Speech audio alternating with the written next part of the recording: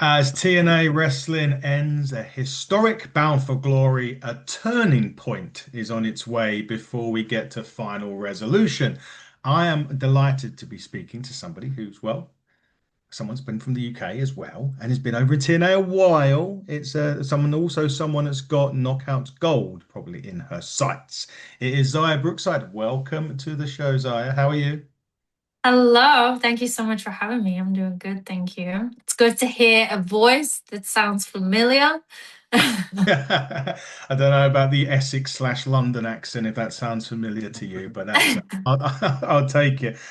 Zaya, I was just mentioned there, Bound for Glory was a massive success for TNA. I know that you were meant to be in the gauntlet, didn't you know you wasn't well or whatever. I was hope you're better, but the feeling coming off the back of that now, what was what has it been like coming off the back of Bound for Glory being such a big success? It's awesome. Like to go from what we had Slammiversary, which was, I believe, 7,200 people in the crowd, and then we go into Bound for Glory and top that, hit 7,600 people, and just seeing like how much we're growing as a company is just unbelievable. And everyone put everything on the line at Bound for Glory. It's gonna be so interesting to see what happens at Turning Point. Oh my goodness. And Final Resolution this year, I feel, is ending strong. Like we ended last year strong, Yeah. and somehow it's grown so much this year. It's awesome. Is it now a case of keeping that momentum going now? Obviously, say Balfglow, you mentioned Slammiversary. Everything has just felt bigger this year. I really think we're on the cusp of something special for TNA. But is it now important that you've kind of raised that bar and it's kind of keeping it there, but also raising that bar of momentum ready for 2026? I think we're going to keep growing. I think we're going to get to January. We've got Turning Point and Final Resolution coming up, which tickets go on sale tomorrow. TNAWrestling.com/events to get those. Um, and that's what's going to take us to Genesis. And I think Genesis could be bigger than Slammiversary and Bound for Glory. I think we're really heading in that direction to really kick off 2026. That will be a huge way to kick off 2026. But I want to talk about those of Yeah. you maybe in the UK like me that won't make it out there to those shows. We need to mention TNA Plus at the same time. Now, I used this Yeah. analogy last time when we had the hometown man on, and I said, look, basically for a price of two coffees a month, you can take advantage of TNA's new VIP tier of TNA Plus, which gives us all the impacts, all of the special shows like Turning Point and Final Resolution, as well as all the archives. And that right there is just such a great piece of TNA's growth as well. To be able to have that app where you can log in from anywhere, any country, and watch some of the great action that you Yeah. guys put on. Yeah. And you get all the pay-per-views as well. Yeah. So you're literally getting everything that we're doing for only £10 a month. That's such a great deal. And you're also getting to catch up on everything as well because everything's there. So if you miss something, she's right there. You should never miss any TNA. Those are that's the You shouldn't, but you got to respect the time difference. And I remember being over there. Yeah, I know it is early. We do get up early, get up really early to watch those shows. Yeah. But look, Turning Point Full Sail University, of course, which is been home of NXT, so it's a really great place to kind of kickstart the back end of the year, and it's kind of one that's got their own sort of rabid fan base. I feel is that something that you guys obviously you've been a bit used to going through the country, but I feel as if this one the fans are a bit more. I don't mean to be disrespectful, but they can be more electric and a bit more rabid over in a Full Sail. Full Sail is awesome. I That's actually where I debuted for WWE Yep. back in 2018 with the Mae Young. So that was like my first experience. And then we actually went back to Full Sail with TNA Yeah. last year. And it was awesome. Like that place sells out. It's an awesome crowd. The energy is ridiculous. And now we're going back with so much more momentum. Like I am so excited to see what Full Sail is going to be like, and the tickets are going on sale tomorrow. So I'm excited to see how fast these sell out because I know they're going to.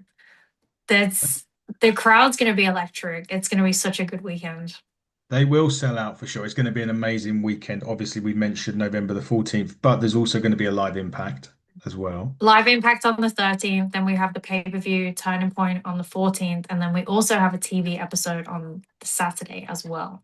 That So is, it's a full 3 days of just electric it's going fire. to be great. But the one title that is still without, well, not in technically in TNA, is the TNA Knockouts Championship. We were successful last time. So it's a case of, look, you went there in the May Young. Is it time for Zaya to go back to the old stomping ground and claim that gold? I would love to, but I think like I was so gutted at Bound for Glory when Indy Hartwell didn't win that title. I really thought she was going to be the one to bring it back, and I hope she gets a rematch and she gets to do that. Lei Ying Lee and I, Angel Warriors, my sights are set on those tag team titles right now. Which is held We by the, want to be the night, yeah, which which is is held held. by the inspiration. Yes, they are. And it's interesting because Lei Ying Lee obviously kind of come cut from the same cloth. They come to WWE over here. And one Yeah. of the things that I've loved about TNA and Ash by Elegance was a prime example of this, AJ Francis also is that it doesn't work out always, right? And but you've come to TNA. TNA give you the character, they give you the platform, they give you that television time to build that character. It grows in front. And it just goes to show you yourself, AJ Francis, and Lei Ying Lee, and also obviously Ash by Elegance, how that can help you guys from a character perspective as well. Yeah, it's awesome. TNA gives us an opportunity to just be ourselves and grow and push ourselves. And I think it's such a blessing and they push us, you know. I'm not saying they don't do that over there. Obviously they do. But it's TNA is so supportive. They are there for everyone. And I mean, Ash is a great example. She was holding the tag team title and the knockouts title. Like she is a force to be reckoned with. Yeah, she was great, and hopefully everything, obviously with her taking a sabbatical away, hopefully all is well there. I wanted to Yeah. mention quickly that the British scene as well. So obviously we've seen a plethora of talent now over in America, not just TNA, over in America as well. Leon Slater, your good self, Doris come and done an explosion taping, and we over here for myself, I do have an involvement in a promotion over here in the UK. And I look at some of these UK talents right now, and I just think like in the next 2 to 3 years, we're going to see that plethora of talent again, or whether it's not just with TNA, could be WWE, could be elsewhere. But I think we're going to see more and more people coming over from the UK to America because the UK scene is really red hot, and it has been for a couple of years now.